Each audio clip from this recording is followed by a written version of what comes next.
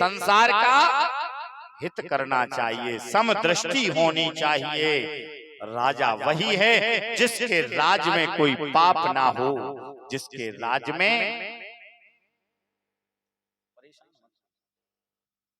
श्री राजा, जिसके राज में कोई भूखा ना रहे।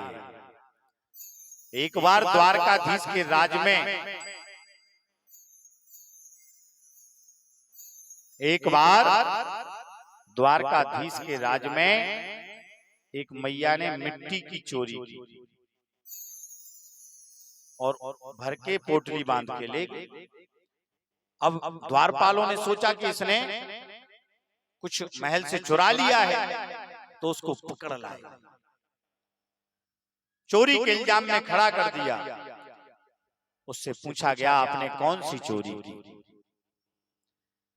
तो उस मैया ने बताया, बाबा महाराज, हमने सुना है कि आपकी चरणों की धूल में वो सामर्थ है कि सब दुख दूर हो जाते हैं, और मेरे बेटे को बहुत दिन से पैर में चोट लगी है, वो सही नहीं होती। हमने सोचा कि आप इस क्षेत्र में भ्रमण करते हैं, आपकी चरणों की धूल है, इसको ले जाऊं और पुत्र के पैर को सही कर सकूं, इसलिए बस धूल लेने आई थी। आज कन्हैया को ऐसा लगा कि हमारे राज्य में कोई कष्ट में है, एक विदेश की कहीं की घटना है। उस राज्य में किसी एक बालक ने रोटी चुराई, ब्रेड चुराया, उस ब्रेड को चोरी के इल्जाम में उसको अदालत में पहुंचा दिया। जज साहब ने पूछा कि भाई तुम्हें चोरी की आवश्यकता क्या पड़ी?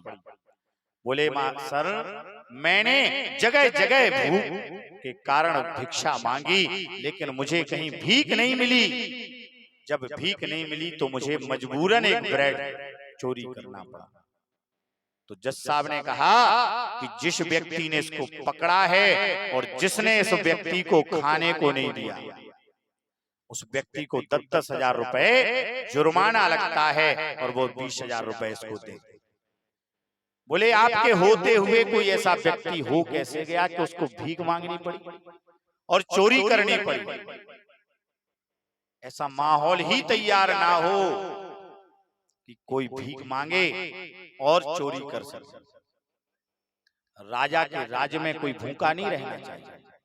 और राजन, आपके यहाँ ऐसी स्थिति बन रही है, लाक्षागृह में पांडवों को जलाने का प्रयास किया गया, दुर्योधन पाप ही पाप करता जा रहा है और आप कुछ भी नहीं कर रहे हैं। शास्त्र कहता है यदि राज्य में एक गांव में कोई एक परिवार में एक व्यक्ति खराब है, उससे परिवार बिगड़ रहा है, तो उस व्यक्ति को निकाल दो।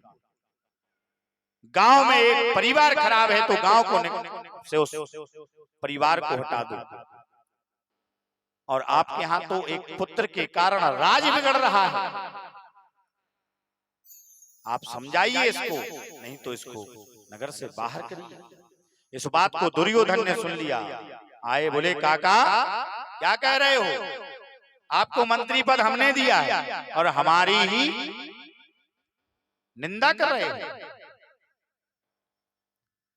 विदुर जी ने समझाया, देखो पुत्र, आप समझदार हैं, आपको सत्य का आचरण करना चाहिए। बोले आज से आपको हम विदुर जी मंत्री पद से हटाते हैं। विदुर जी बोले आप क्या हमें मंत्री पद से हटाएंगे, हम स्वयं मंत्री पद त्यागते हैं। और छोटी सी कुटिया बना करके विदुर जी रहने लगे।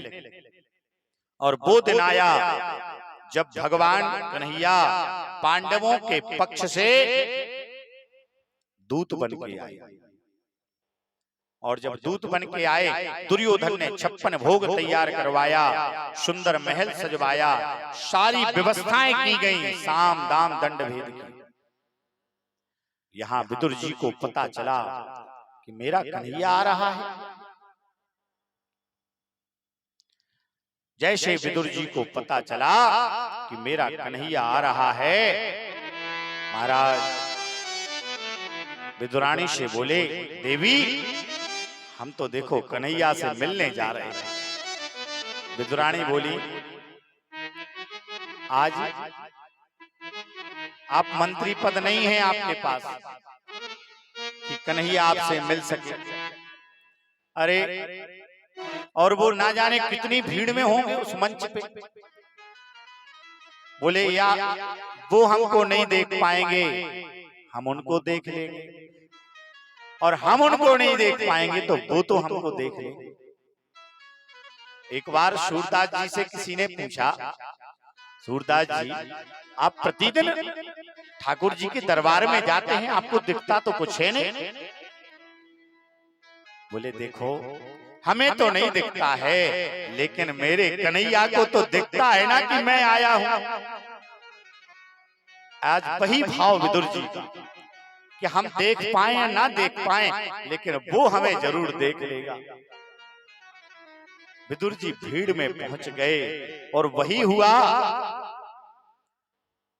आज भगवान ने भाव रखा कि देखो दुर्योधन, यहां भगवान दुर्योधन से दुर्योधन नहीं कहते, सुयोधन कहते। बोले सुयोधन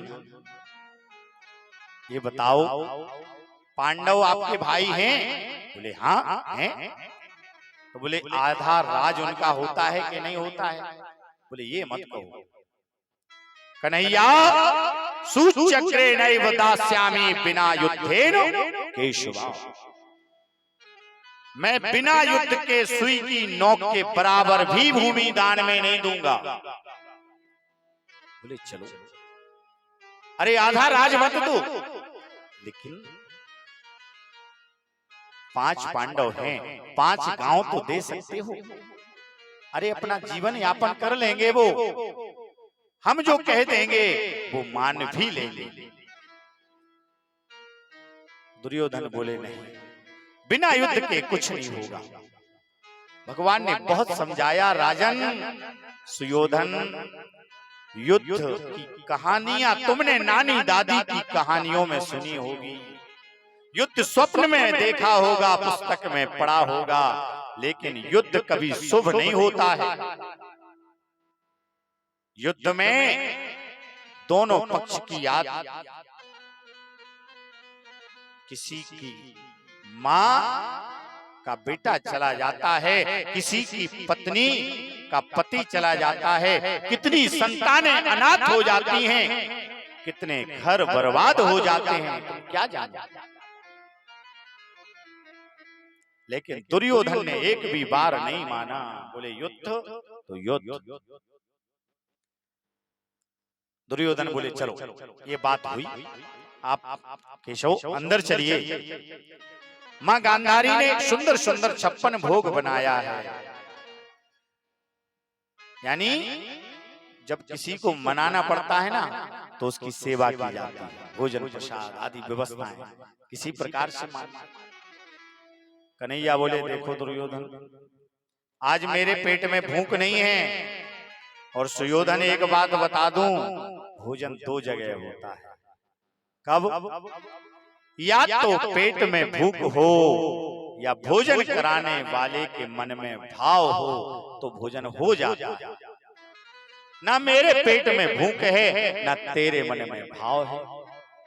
और एक बात और, विदुर जी का पत्र गया था कि कन्हैया जब भी हस्तिनापुर पधारो ना, तो भोजन हमारे कुटी में ही करना। बोले अब वो मंत्री नहीं रहे कि आपको भोजन करा देंगे। बोले इससे कोई मतलब नहीं।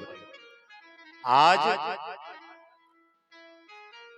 निमंत्रण विदुर जी के घर, विदुर जी घबरा गए, हमने कब निमंत्रण किया भाई?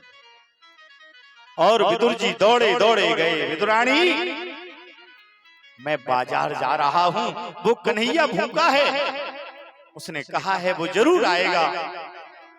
विदुर जी भागे भागे गए। यहाँ विदुरानी ने सोचा चलो कन्हैया आ रहा है, स्नान कर ले, और विदुरानी स्नान ही नहीं कर पाई। कन्हैया चले आए। यहाँ कन्हैया